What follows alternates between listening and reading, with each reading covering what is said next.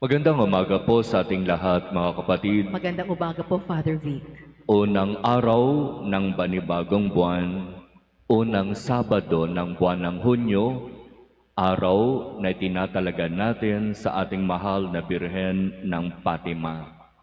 Kaya kanina tayo ay nagkaroon ng dawn procession at tayo ay naglakad simula sa Rancho 1 patungo dito sa ating simbahan habang nagdarasal ng rosaryo. Iyan yung isa sa mga pakiusap ng mahal na Birhen nung siya ay napakita doon sa Fatima, Portugal. Pagsasakripisyo at pananalangin. Ang paggising ng mas maaga ay isang malaking sakripisyo para sa marami. Ang pagsama sa prosesyon sa madaling araw ay isang malaking sakripisyo para sa atin. Kaya nga napakagandang pagsunod ito sa panawagan at pakiusap ng mahal na Birhen doon sa Fatima na tayo ay manalangin at magsakripisyo para sa ikapagbabalik loob ng mga makasalanan. Kaya sana mas maging matibay ang ating debosyon sa pagsasagawa nitong First Saturday Devotion. Itong pagsama sa prosesyon at pakikiisa sa pagdarasal ng Santo Rosario. Mula sa ating ebanghelyo, sinasabi dito, tatlong grupo ng mga tao ang nagtanong kay Jesus. Ang punong saserdote, ang mga eskriba, ang matatanda ng bayan. Tinanong nila si Jesus, ano ang karapatan mong gawin yung mga bagay na ginagawa mo ngayon? Matindi itong tanong na ito kasi para dito sa grupo ng mga tao na ito, ano bang karapatan ng taong yan? Ni hindi nga natin alam kung saan nanggaling yan. Sinasabi ng iba, nanggaling daw yan sa Nazareth at ang kanyang mga magulang ay si Maria at si Jose at ni hindi nga kilala yung pamilya ng taong yan. Halos yung lugar na pinanggalingan niyan ay liblib na lugar, hindi kilalang lugar. Yung Nazareth, hindi sikat na lugar yan. Sino ba yung Jesus na yan?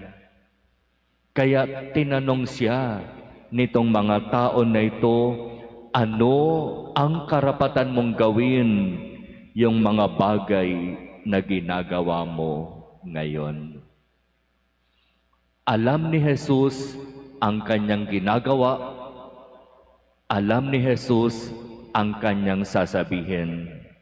Dahil ang nagtatanong ay mga punong saserdote, mga eskriba at matatanda ng bayan na maraming alam sa kasulatan, maraming alam sa batas, maraming alam sa kultura ng mga Hudyo. Sinabi ni Jesus sa kanila, sasagutin ko ang tanong ninyo kung masasagot ninyo ang aking tanong. Siguro sasabihin ng iba, bakit ganon? Pag sa atin yan nangyayari, medyo magagalit tayo. Kasi sasabihin natin, namimiloso po ka ba? Tinatanong kita, bakit tatanungin mo rin ako?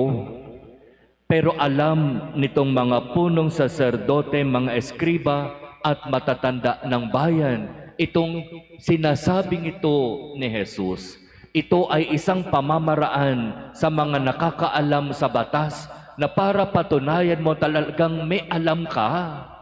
Para patunayan mo na talagang may kapangyarihan kang mangaral at magsalita, kailangan sagutin mo ang tanong ko. Alam ito ng mga punong saserdote, saserdote, eskriba, matatanda ng bayan. Alam nila lahat yon. Kaya nag-usap-usap sila. Kailangan sagutin nila yung sinasabi ni Jesus. Kasi kapag hindi, lalabas silang kahiya-hiya. Ang tanong ni Jesus sa kanila, sa inyong palagay, kanino nagmula ang karapatan ni Juan Bautista na magbinyag? Sa Diyos ba o sa tao? Kaya nag-meeting sila. Sinabi nila kapag sasabihin natin galing sa Diyos, ganitong mangyayari. Kapag sinabi natin galing sa tao, ganito ang mangyayari. Kaya sa katapusan, ang isinagot nila kay Jesus, hindi namin alam. Kaya ang sabi rin ni Jesus sa kanila, hindi ko rin alam. Hindi ko sasagutin ang inyong tanong. Pero ano yung punto ng kwento? Itong mga grupo ng mga tao na ito, saserdote, eskriba, matatanda ng bayan, nakakaalam sa batas, marunong sa batas, alam ang tradisyon, alam ang kultura, mas pinili nilang hindi sagutin ang tanong ni Jesus para maging safe sila. Ayaw nilang lumagay sa kanan o sa kaliwa. Para dito sa mga taong ito, kailangan play safe. Kailangan walang magagalit sa atin. Kailangan yung mga tao, tayo pa rin ang kikilalanin.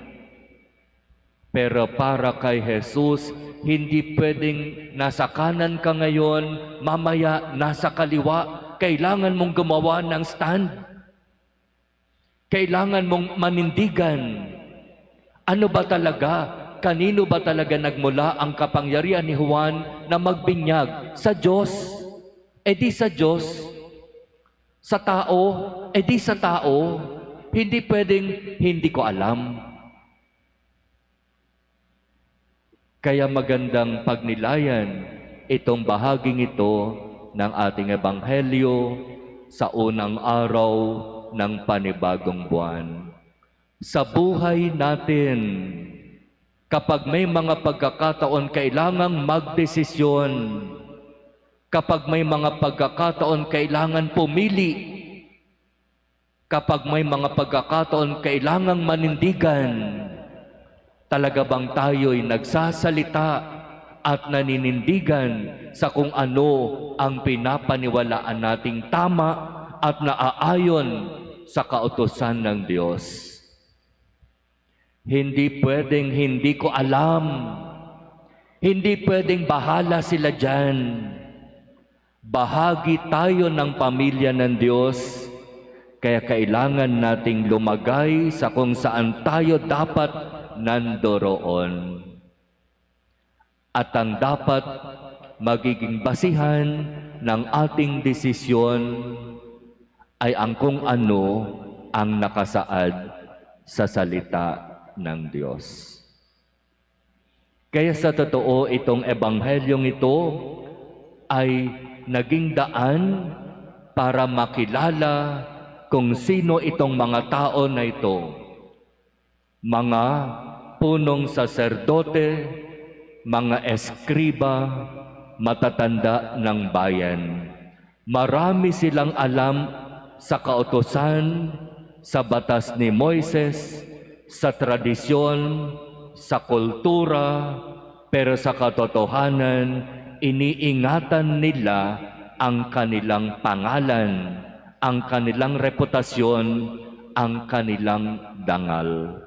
At kaya nilang isakripisyo ang lahat ng ito para lamang hindi sila mapahamak.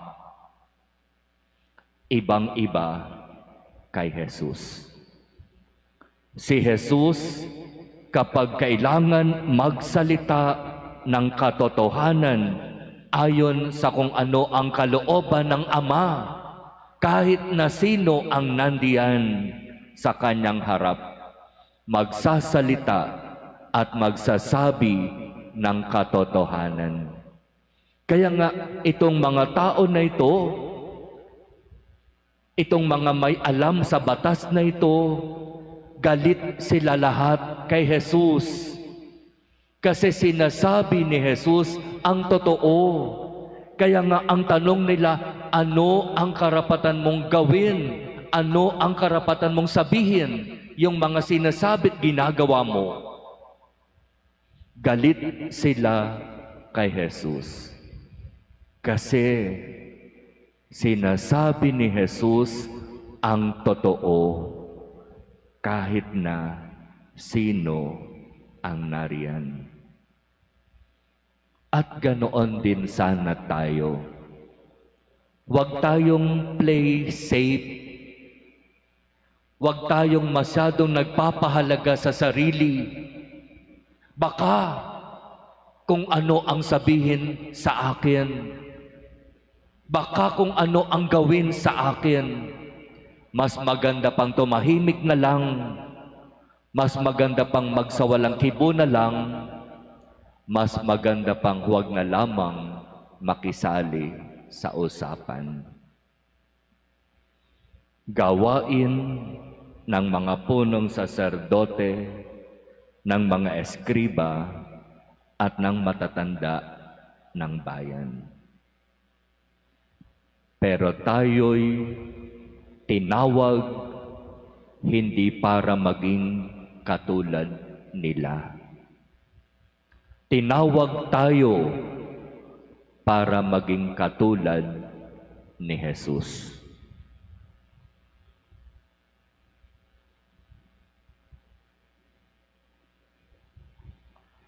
Amen.